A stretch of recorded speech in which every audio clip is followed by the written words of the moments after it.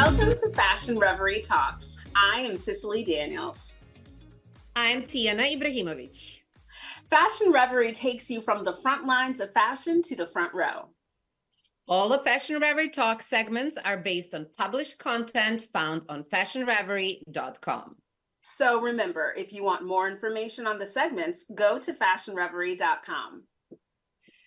It's so good to be back after an extended hiatus, and it's so good to be seeing and hosting you with you again, Cicily. Yes. So I'm excited to talk about the looks from the Met Gala in this episode, and I'm happy that we have a fashion designer, Bishme Cromartie, on the show. And we, of course, first have to start with fashion news alert.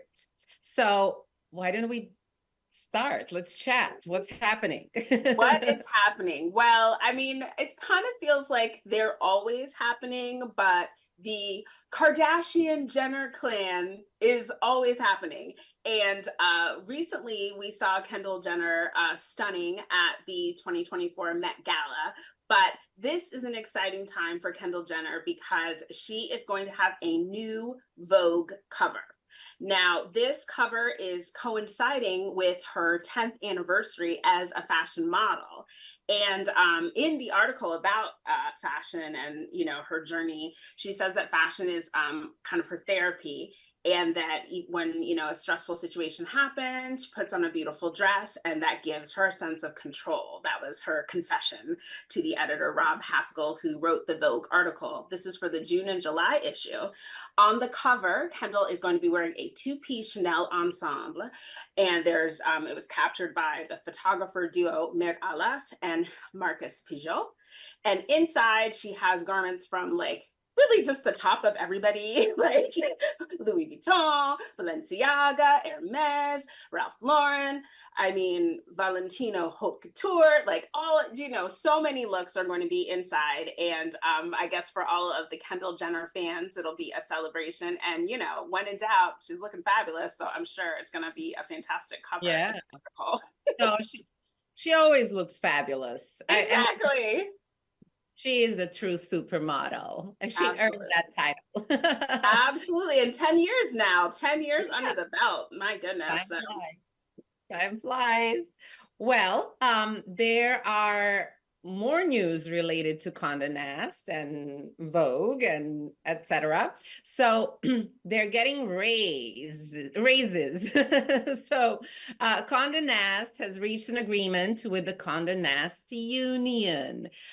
It was reached before the Met Gala, and it has been revealed on social media that, you know, Met Gala would be picketed by Conde Nast workers if they walk off the job if the initial agreement was not reached. So of course that had to be stopped because, you know, they were complaining that Anna Wintour's dress costs more than their annual salary, that she can spend $77 on caprese salads every day, but workers, you know, are hardly scraping, you know, end to end. So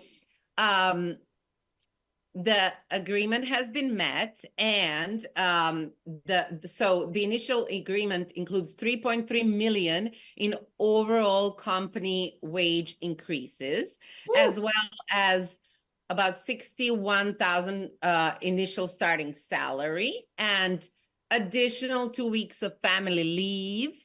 And it's greater bereavement to leave. So well, I'm always on the side of the workers. So number one, shout out for the additional leave, for the family leave, because that's important. I do feel like I like a good salad, but perhaps when I become really good friends with Anna Wintour, we can talk about the caprese salad for 70 whatever dollars, because I think you might be getting taken, girl. I'm not saying, but I'm just saying that's a really expensive salad. But I'm glad for the workers that they were able to negotiate, and hopefully things will feel better moving forward. Yeah. for sure. Speaking of partnerships, of people coming together and moving forward, Nicole Ritchie and Paris Hilton are purportedly coming back together again. This is according to page 6 of the New York Post. They are going to be having a new reality show. Most people are probably familiar with them from their previous reality show, The Simple Life, which was from 2003 to 2007. And it made everyone know their name and made them kind of stars in the fashion world. And Nicole created her fashion brand, House of Harlow, and Paris had her brand, her fashion brand as well. And they have both collaborated with major fashion brands. So it'll be interesting, maybe to see how they've grown, maybe to see how their friendship has changed and grown, and their fashion. Yeah. Yeah, I mean, I'm always curious to see those two. I mean, I think they were hilarious back then. So I wonder, if they maybe matured a little bit, or Right. they got even more eccentric, let's say. Exactly, which is it's probably a little bit of both. Yeah, yeah. I mean, I'll watch at least that first episode to see what's up. Well, that is the end of our fashion news alerts. But if you want to keep following, you know where to go. Fashionreverie.com keeps you up to date. Well, guys, today we have a special guest. His name is Bishme Cromartie, and you probably know him from season 17 of Project Runway. He currently lives in Los Angeles and is dressing superstars as Lizzo, Jennifer Hudson, and many more. Hi, Bishme. Hello, how are you? I am great. So happy to meet you, at least via video. Hope to someday meet in person in New York. Same. Yeah, I say we got the green memo, so it's good to see the Yes, emerald and the green. that's going to be our connection. So I'm excited to talk about your fashion journey and where you started in the industry and about your progress and where you are now.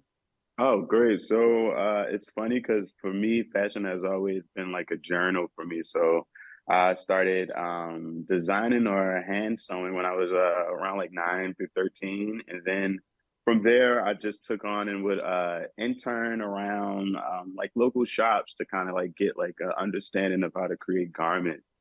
And I want to say around like 15, I just continued and started working with like different stylists. One of the craziest thing, like first memories, I think I was like 17 or 18, and I went up to New York for a L shoot, and Christian Siriano had just won Project Runway and did a partnership with Payless. And that day I was like, yeah, I think it makes sense to make this like a career. So since then I've just been, yeah, it was like since then I just created and worked backstage with a lot of stylists on movie sets. And then from there, I just started creating my brand and showcasing at different fashion weeks. And I think a lot of my work was able to showcase my ability and my creativity, but Project Runway helped put me a step further. How did you get onto Project Runway? And tell me about that experience. It was funny because I tried out when I was 21, when Tim Gunn and Heidi still was on there, but I didn't get it. So I think the next thing happened, and one of their casting directors was like, "You should try out." And I tried out for season 17, and I made it. And then I made it all the way up to top 4. And then the most recent, when they contacted me for Allstars, I wasn't even thinking about going back. I was just kind of dealing with my sister. And then I just was like, let me just go. And I wound up winning Project Runway All-Stars. So it's kind of Aren't you like funny, glad a you full said circle. yes? Yeah, I was kind of happy. It's super dope how things happen, how it turn around. So tell me, now that you've like dealt and worked with some celebrities, and obviously you have other customers as well. So what is sort of aesthetics that you go to? Who is your customer? So I call this genre that I design street guard. So what it is a mixture of streetwear and avant-garde. My customer, she is very much on the go. One minute she might be at an event that is a casual event, and then later in the night she might have to attend a private event or something that's more so upscale. So my woman is somewhere she doesn't just stick to one thing. She has a versatile style that allows her to kind of like showcase her personality in different events that she's able to go to.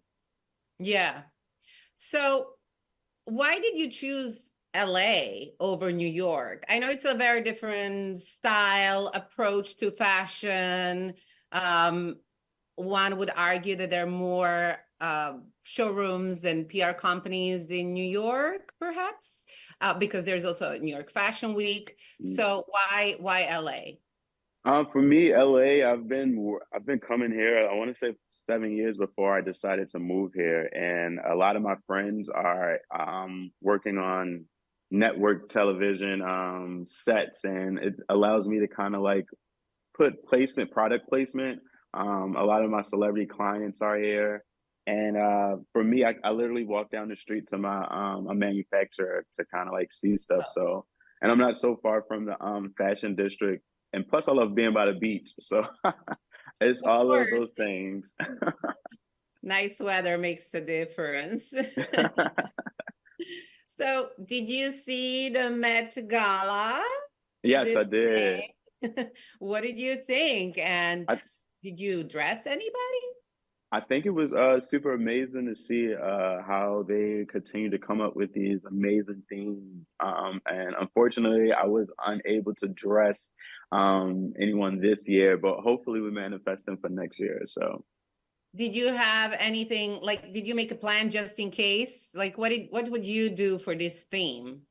for this theme, I would have done something. I don't know. I was thinking about like thread or like using actual petals. So like a real delicate dress that you literally can only wear once. So I was thinking in my brain, what would I create if I was hired to create something for someone attending.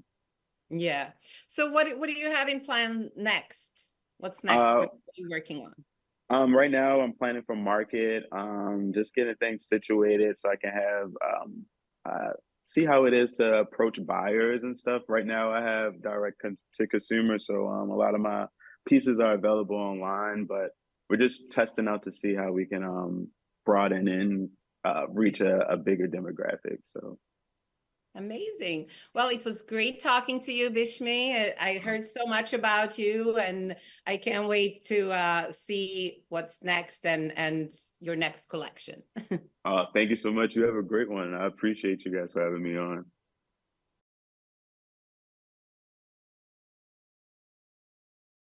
Well, I am thrilled to talk to my co-host about her fabulous article, which was all about the looks of the Met Gala. And if there's anyone we trust about fashion, it is definitely Tijana. So Tijana, please give us a little bit of rundown about like just your overall feelings about the looks of the Met Gala and the theme. Oh my God, I love the theme. I mean, obviously, flowers in the spring aren't that groundbreaking, but celebrities did get creative, and they each sort of presented what they think the theme could be channeled as. So some did a great job, some missed the theme, but hey, it always happens. I'm just gonna say, like, showing up in a towel is not is not up to the theme. We know that is definitely not up to the Saying theme. any names. So, let's see. Let's see if we have the same favorite. What was your absolute favorite look? Absolute favorite. Absolute favorite. I mean, I did like Zendaya's first look. Yes. Because I mean, John Galliano has always been my favorite designer, always. So it was, the gown was from Mason Margiela by John Galliano, artisanal. Mm-hmm. So Mm-hmm. it was based on a 1999 Dior gown, and it really brought out the awaited drama. It also, she posed very dramatically, which caused a lot of viral memes, and it was just a fun look, but it was up to the topic. I felt like she brought me into like her little fantasy of a Garden of Eden or something like that. And it was a one-shoulder gown in a royal blue with a forest green with some little fruit embellishments, and with, of course, a fabulous fascinator. So, you know, she was absent for about 5 years from this spectacular event, but she returned as one of the co-chairs, and she did bring it. I mean, she brought it. Like, I feel like, I guess if you're going to co-chair and you're like, I haven't been here for 5 years, let me just do it like full out. She had the drama, the sensuality, like it was so, you know, it was just so, it was definitely on theme, but you know, a very clear interpretation. So and it wasn't, you know, generic in any way. The fascinator, the makeup, you know, it was all just very like dramatic and strong. Like kind of put me into like the dream Garden of Eden almost, you know what I mean? Yeah. Like so that you could see her and her designer, like, you know, kind of on that journey together. So I really loved it. Yeah. Well, another look that I liked was Demi Lovato. Mm-hmm. I mean, she criticized Met Gala before, but I guess she's back and she's liking it again. She wore Prabal Gurung silver gown that perfectly hugged her hourglass figure, and she had flower appliques and a long train. So she looked, I have to say, sexy in this gown. Yes, she definitely didn't shy away from that, from her curves. And I think like you're gonna go for that, accenting that full out is great, even with her necklace and all of that, you know. I thought she looked great. Mm-hmm. I mean, it was good to see her. Usually she sometimes go a little too you know, eccentric, but this time she was very feminine and sexy. So another look I really liked was Kerry Washington. Yeah. I mean, it was a purple velvet by Oscar de la Renta, and it just, I don't know, it was dreamy and beautiful for this evening. She looked stunning. Yes, I love the train with the flowers. Like there was just so it was very lush and full. And purple is my favorite color. I So do.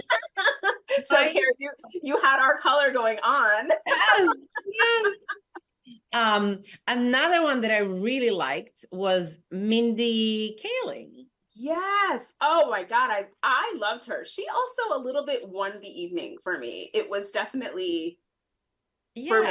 You know, there was something so striking. Yeah, we don't see Mindy as like this fashion girl, but I think that she's changing our mind a little bit. She wore this blossoming structured dress that looked like a you know, like a rose is about to open, and she chose Garay Gupta, a Hindi designer, and you know, as an ode to her heritage, and I think she was one of the best dressed. And I think she would definitely was. I like that it wasn't a literal interpretation of the garden or flowers, but like you said, it felt as if she was the flower, and the, you know, the way that the dress surrounded her, that it was blossoming from her in such a, you know, just, and stunning. And she looks stunning, you know what I mean? And like you said, it was, I think this was one of the most high fashion things that I've seen her embrace. And I think the color was so complementary with her complexion, on her skin color. It was just beautiful. I agree. I agree. So she looked great. Also, let's not forget the guys. Yes. Had a favorite look from Coleman Domingo.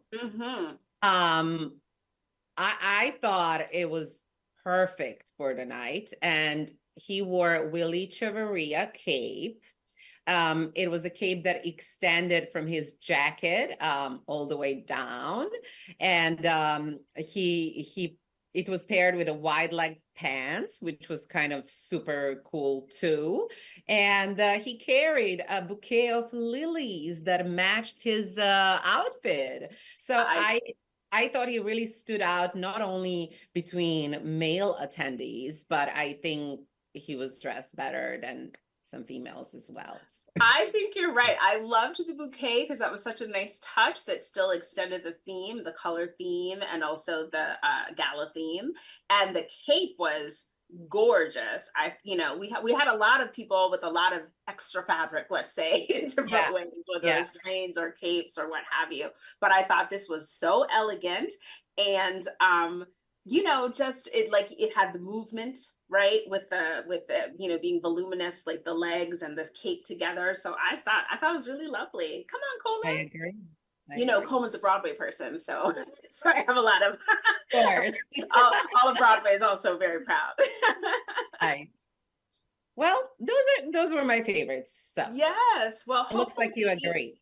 I enjoy the ones that we chose to feature. It's also a fantastic article. So there's some other looks that Tijana highlights that were also really wonderful.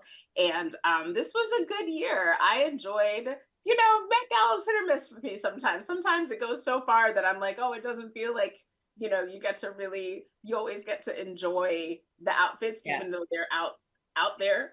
But I really did enjoy the fashion this year. Yeah. So. Well, I guess that's it for this episode of Fashion Reverie Talks. I'm happy to be back. I'm so happy to be back with you. And we would like to thank our guest, Miss Bishme Cromartie. And we're also so glad to be back with you, audience people. Yes.